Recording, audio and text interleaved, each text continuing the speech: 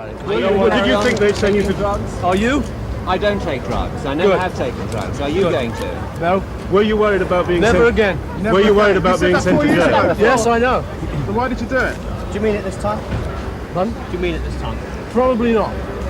Do you think the Barbados... On August 28th of 1964, the Beatles were in a room at the Delmonico Hotel in New York City, and it was here where they met Bob Dylan for the first time. Dylan would offer the band marijuana, assuming they all smoked it, since he thought the lyrics to I Want to Hold Your Hand were I Get High, when in reality it's I Can't Hide. Dylan was shocked to learn though that the band had never taken it before, so here, all four Beatles and their inner circle would take it for the first time with Dylan.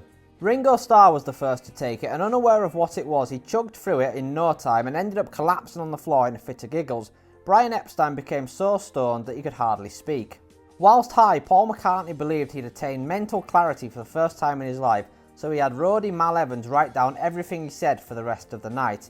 Dylan meanwhile lost his cool and kept answering the hotel phone, shouting down it, "This is Beatlemania here." Anyway, this would start a lifelong association between all four Beatles and marijuana.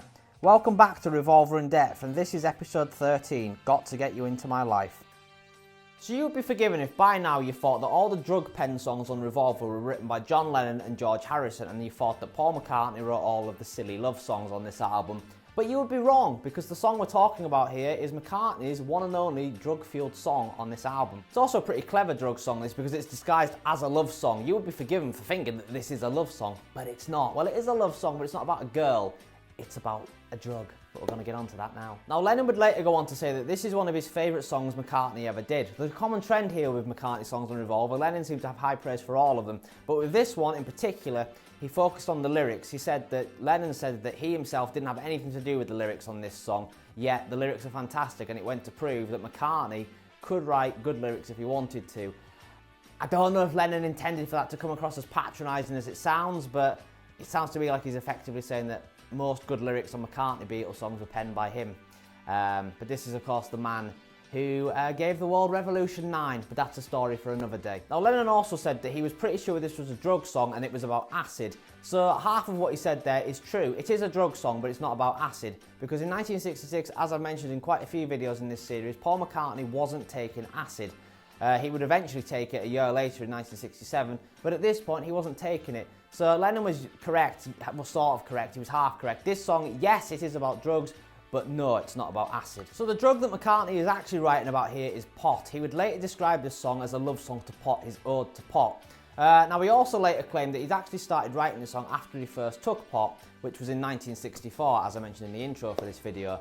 Now, I don't really believe this story. I don't understand it, because what he's saying there is he sat on this song for 2 years, assuming that he wrote most of it when he first took pot in 64, and then he didn't record this until 66, 2 years later. Did McCartney seriously sit on a song this good for that long? I doubt it. He maybe had like an idea in 64, but I don't think he had the finished song as he would later claim he did. So yeah, it's not the first time I think McCartney has got his dates confused. But yeah, like I say, this song, it was being referred to by McCartney a few times as his ode to pot. It's a love song to pot, disguised as a boy-girl love song. Quite clever really when you think about it. So yeah, the lyrics are about pop, but the melody, the music itself, McCartney here was influenced by Motown. In this period, he absolutely loved Motown. This, of course, was when Motown was at its absolute peak. When he first went to America, he absolutely loved the song Baby I Need Your Lovin'. So he was wanting to do a Motown type song, and he would get to do one here. So that's where the melody for this song came from. Anyway, in terms of the background of the song, that's kind of all there is to say about this one. It's a love song about pop. There's not really that much depth to the background, so we'll get into what the recording sessions went like now. Now, although, like I say, there's not all that much to say about what this song is about, it's just a love song to pot, it's that plain and simple really. There is quite a lot to say about the sessions for this song, so strap in because this bit might go on a little while. Anyway, the Beatles began working on Got to Get You Into My Life at Abbey Road Studios, or EMI Studios as it was known then, on April 7th of 1966, the second day of sessions for Revolver. So of all the tracks on Revolver, Got to Get You Into My Life had the most sessions dedicated to it. It took the band a while to get the song to a satisfactory standard that they were happy with. Anyway, to begin with in this session, the band focused on getting the basic track nailed down. For the basic track here, McCartney played organ, Harrison played acoustic guitar, and Starr played drums. Now, the band would manage to nail this basic track in just 5 takes, and they would deem take 5 to be the best one to start applying overdubs to. So firstly, McCartney would overdub his lead vocals onto the track alongside harmonies provided by both Lennon and Harrison. After this, McCartney, Lennon and Harrison would overdub tambourine onto the track. Now at this point in the story, the song is actually a very, very different song to the released version. This one is a much more sort of spaced out hippie song. It's very much an organ driven song. And after this day's session, the band would abandon this version of the song. So this was the only day they worked on it like this. It's known as the first version. And this first version of the song, Take 5, version 1, has been released. It's been released twice, on 1996's Anthology 2 and on 2022 Super Deluxe edition of Revolver. Now both versions there are Take 5, but if you're going to listen to either of them, go with the Super Deluxe edition of Revolver, because it also includes a load of studio chatter. The Anthology version cuts out the studio chatter and is just the performance, whereas on the Super Deluxe edition you can hear the band, they're all discussing the organ part and they're trying to figure out how to make the organ intro go. So that's quite interesting, plus you then get the performance. So anyway, like I say, yes, the Beatles, in the end, they didn't like this version of the song, and the following day they would then start working again at the basic track and do a second version and reinterpret the song into a completely different song, effectively. So yes, like I say, the second session would take place the following day, April 8th of 1966, and the band started afresh. They needed to record a new basic track for the new version of the song that they were now wanting to record. So this new basic track consisted of McCartney playing bass, Lennon playing rhythm guitar, Harrison playing tambourine, Starr playing drums and George Martin playing organ during the coda. So the band would record 3 takes of the basic track here, numbered takes 6 to 8, and they would deem take 8 to be the best one to start applying overdubs to. So the basic track that had been recorded here took up track 1 of the 4-track tape. So next up, McCartney would overdub an additional bass part onto track 3. And then onto track 4, McCartney recorded his lead vocals with falsetto harmonies provided by both Lennon and Harrison. And after this, the second day of sessions wrapped up and the band went home. So the next session took place a couple of days later on April 11th of 1966, and this was a relatively short session. Only one overdub would be recorded because only track 2 was left free on the 4-track tape. So the last overdub, or what was intended to be the last overdub, was recorded this day onto that track. So during this session, Harrison would overdub some fuzz guitar on the song, which would later become the melody for the brass section, but we'll come on to that. Now I'm going to do a little bit of guesswork here, because what I'm about to say here, I don't know 100% for certain this is true, but basically what I've done, I've put pieces of a puzzle together and made a bit of some educated guesses, and I think this is how it goes. Now obviously I don't know this for certain, so don't take this as gospel, but I think this is probably how it went. But basically, I think at this point, the Beatles actually considered this song done. And I'm going to explain why I think that at this stage, the band actually thought they'd finished the song and it was ready to go. So basically, after Harrison had finished recording the fuzz guitar overdubs, a mix of the song was created. And you can actually hear this mix on the 2022 Super Deluxe edition of Revolver. It's on as, I think it's called Got to Get You Into My Life, second version, unnumbered mix. And it's basically, it's how the song would have sounded on this day. So it's not that different from the finished song, except it's got a different vocal track with some harmonies on it, and it's got a fuzz guitar instead of brass. And I said in the video for Yellow Submarine that the 2 songwriting tapes where you can hear Lennon and McCartney working out the song was the most interesting outtakes on the box set, and I agree with that. However, this outtake, in my opinion, is the best one. If I was going to listen to any of the outtakes, it would always be this one. I absolutely love this outtake, and I think how the song sounds here, this mix on the outtakes, is how at the end of this session the band intended for the song to go out. I don't think at this point they considered it was going to have brass on it. I think it was going to stay with the fuzz guitar. So yeah, like I say, go and listen to that outtake on the deluxe edition of Revolver, because it's really, really good. It's kind of more of a rock and roll song, I suppose. It rocks along a lot nicer than the finished version. But we're not finished with the story. They would return to work on it, but that's another reason why I think they considered it done at this point, because they wouldn't touch the song now for well over another month. So yeah, I mean, if they thought, right, we need to do the brass now, they'd have done it the next day or something, or in the next few days. They wouldn't wait over a month to do it. So like I say, it's never been confirmed that this version of the song was the original version, the original version of the second version they intended to put out. Apologies, this is getting quite confusing. But I think it was. I think, because why else would they create a mix and then leave the song alone for over a month if they weren't considering this to be the finished version? So like I said, the band wouldn't work on this song now for over a month. It wouldn't be until May 18th of 1966 when the 4th session would finally take place. So since the end of the April 11th session, McCartney had been umming and ahhing about the song. He didn't feel like it was finished. He felt it was missing something, and eventually he had a bit of a eureka moment. He felt what it was missing was brass. So he now wanted to have brass on the song. So this day's session will be dedicated pretty much to just recording the brass section.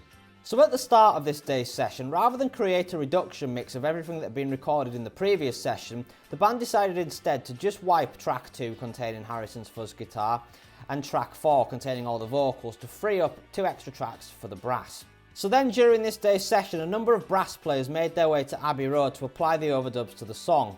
So 2 of the players who came down to Abbey Road were Eddie Fortin and Peter Coe of Georgie Fame's group The Blue Flames. Lennon and McCartney knew the duo from the London club scene, but the rest of the players were made up of freelance jazz musicians. So Eddie Fortin, Ian Hammer and Les Corden all played trumpet, whilst Alan Branscombe and Peter Coe would play tenor saxophone.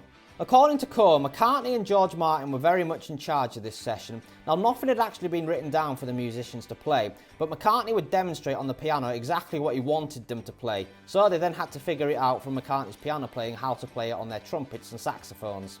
Now, it took the musicians a few attempts to get it right, but eventually Lennon apparently came out the control room to tell the musicians that he thought they'd nailed it. Harrison was also apparently a little bit involved with the session musicians, but Starr had zero involvement and apparently spent the entire time just sat in the corner playing drafts on his own.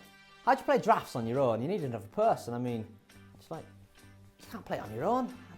Good old Ringo, eh? I mean, he's playing drafts when this song's being recorded. He apparently played chess through most of the Sgt. Pepper sessions.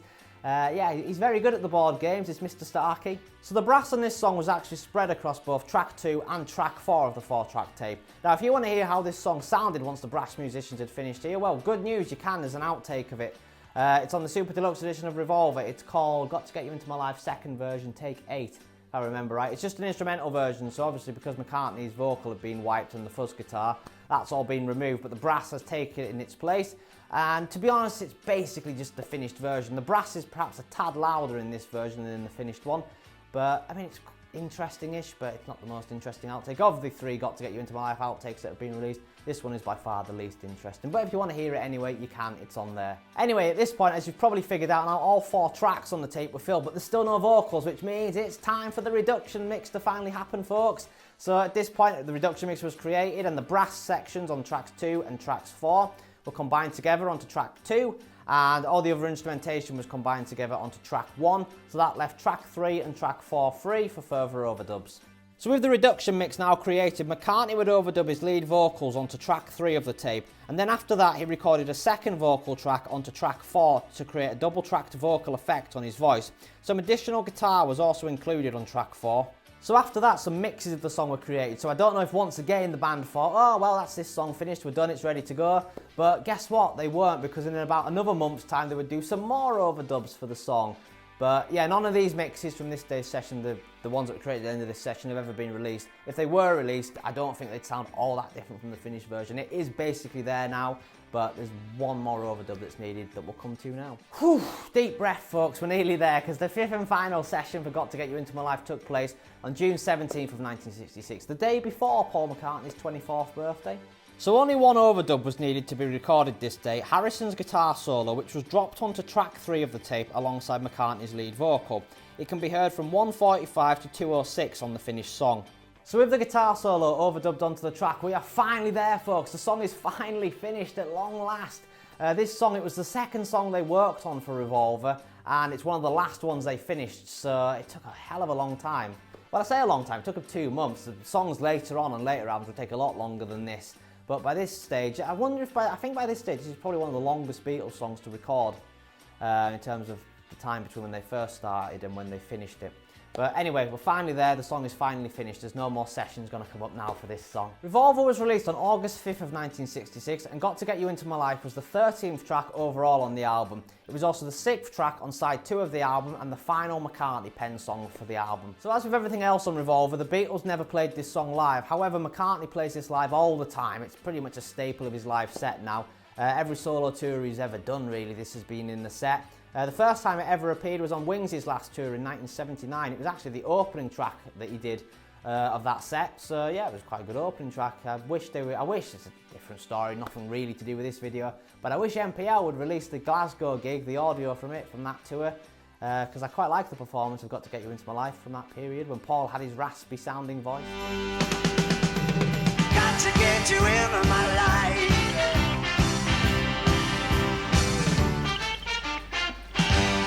I absolutely love this song. I think it's brilliant, and I love the idea of it being about pot. I just find it quite amusing. because to most people, unless you knew this is just a love song, Got to Get You Into My Life, the clue's in the title.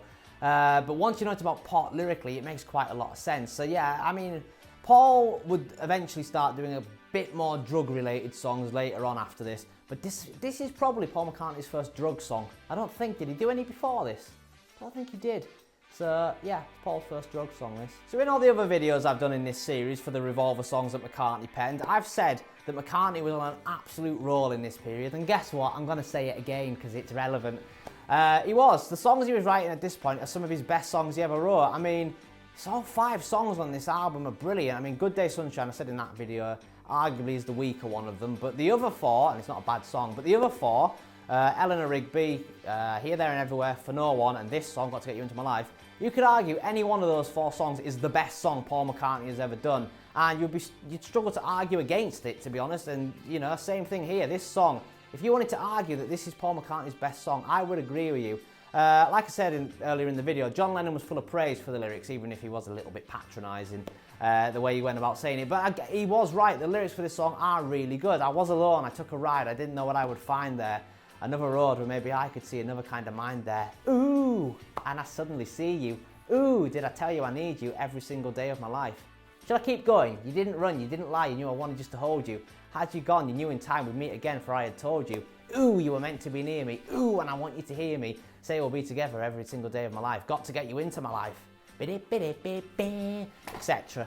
Yeah, they are good lyrics. I mean, like I just said, if you didn't know they were about pot, you just assume it's about a girl, this song. But yeah, McCartney's songs on this album, all of them have got great lyrics. He hasn't really penned any bad lyrics on this album, and I know in his career he has a tendency, he has wrote some bad lyrics in his time, but there's none of them on this album. Every single word he's put onto this album, maybe not Yellow Submarine, I don't know about that one, but the rest of the ones that he actually sings, all of them, every single word in them is brilliant. Paul McCartney, man, I love the man, what a genius, he's the best. He's the toppermost of the poppermost, is Paul. It's very good, you know, it's Paul. Oh, he's very good, right, let's go, come on, man. Now, if you think I'm finished talking about that fuzz guitar outtake, well, bad news, I'm not, because I'm going to say something here that is maybe a little bit controversial. I don't know, but I don't care either. I personally think that that outtake on the box set, Revolver, Got to Get You Into My Life, second version, unnumbered mix, that's what it's called, is superior. I prefer that version of the song to the finished version with the brass. I think it just sounds more Beatlesy. It sounds more rock and roll with the fuzz guitar.